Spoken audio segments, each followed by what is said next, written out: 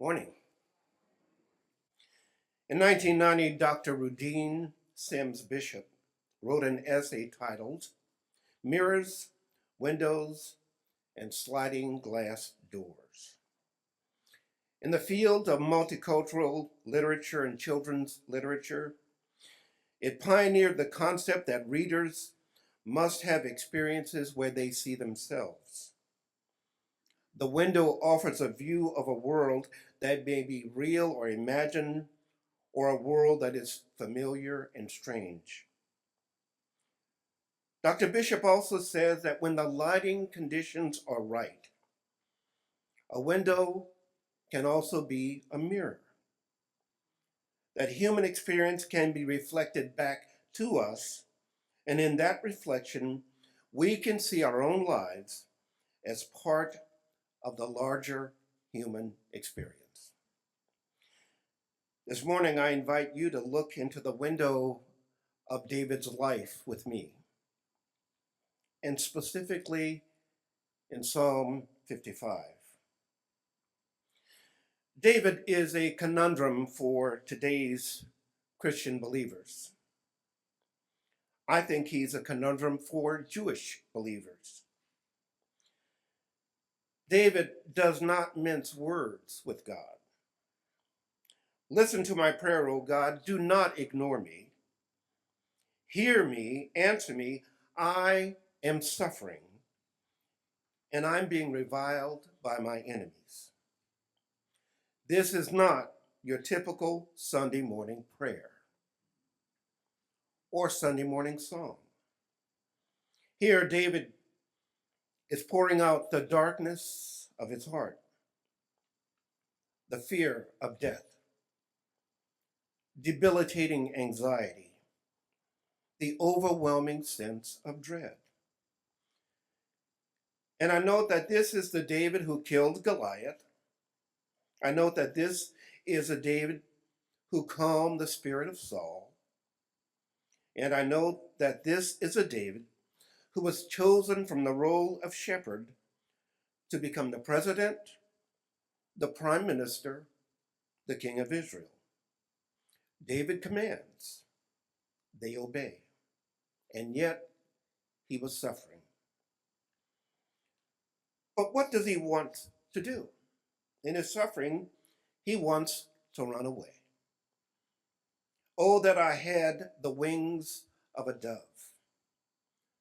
I would fly away and be at rest.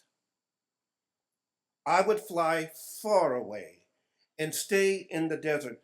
I would hurry to my place of shelter, far from the tempest and the storm. I have felt verses 6 through 8 of Psalm 55. I've wanted to run away, even from Stanford. My inner life was not pretty, and I had to do my own dark night of the soul with God. I had to face the issues I'd fought with in therapy as a patient for over 20 years. And now, when I meet people who seem to have it all together, I wonder, what do they go through? Because we all go through it. You can be a president, a minister, an elder, a financial guru, a professor, an actor, a doctor, a chaplain, a bartender, a horticulturalist, a salesperson, an insurance broker. We all go through what David verbalizes in Psalm 55. It is as if David himself spoke to Edvard Munch to paint his own personal painting of the scream. And the darkness is not just personal for David. It impacts the greater community, for destructive forces are at work in the city. In verses 12 through 14, it seems that a friend whom David has depended on, that friend has let David down. I wonder who it was. I also wonder, what must it have been like to feel a friend that you've always depended on to not be there when you're struggling? Are you there, God? You feel betrayed by your friend. And in verses 20 through 21, David points out that his friend, his companion, has violated the pact of friendship, violated the pact of solidarity, and really violated the pact of faith. And despite it all, David says that he still calls out to God. God is still central to his being morning, noon, and night. Question: how do you make it through tough times? Through divorce? Through death? Through family misunderstandings? Through the struggle of job search and or job loss? How do you make it through a breakup with a dear lifelong friend? And in the times of the present day United States, how do you make it through tough political times?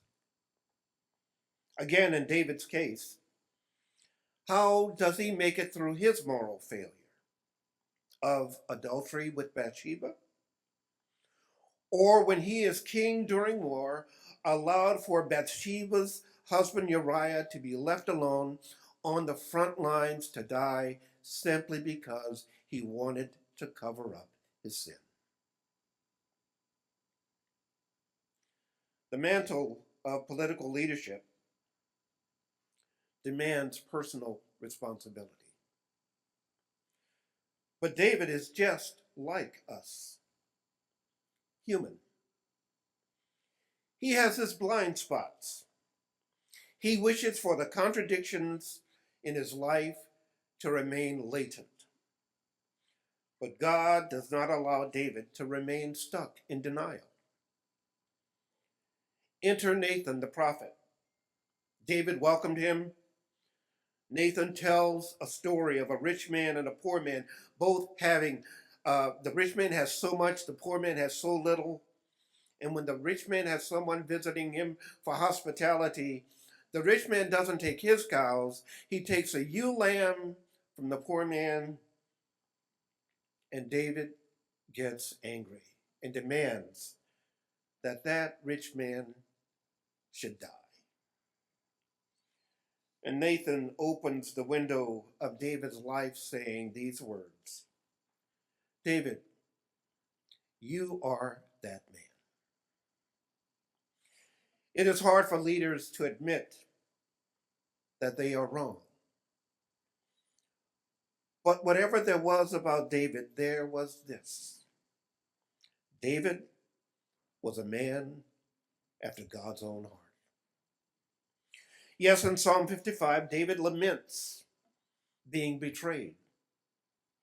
Maybe he remembered Nathan's judgment of what he himself had caused. The window of God's Spirit is not just for us to look inside someone else's life. The window of God's Spirit is designed for our lives to be looked at from within. For that is where the growth is. Earlier, I referred to the painting by Edvard Munch, The Scream. In my work as a chaplain, and some years before that as a therapist, I have met people who were living the scream.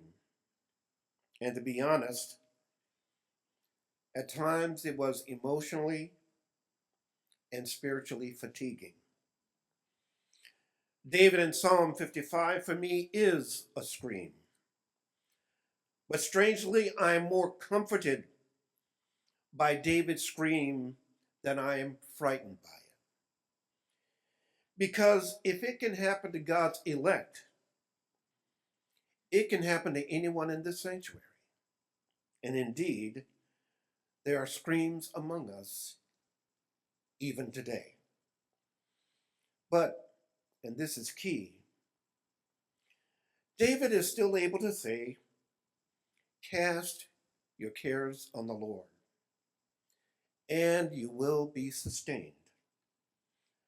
That God will uphold you in faith.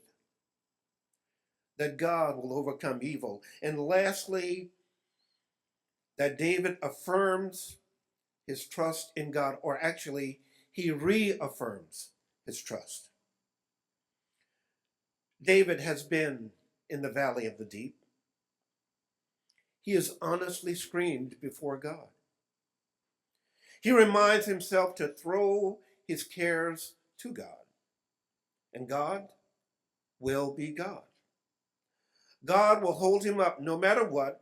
God will take care of the enemy. God will judge both rightly and righteously.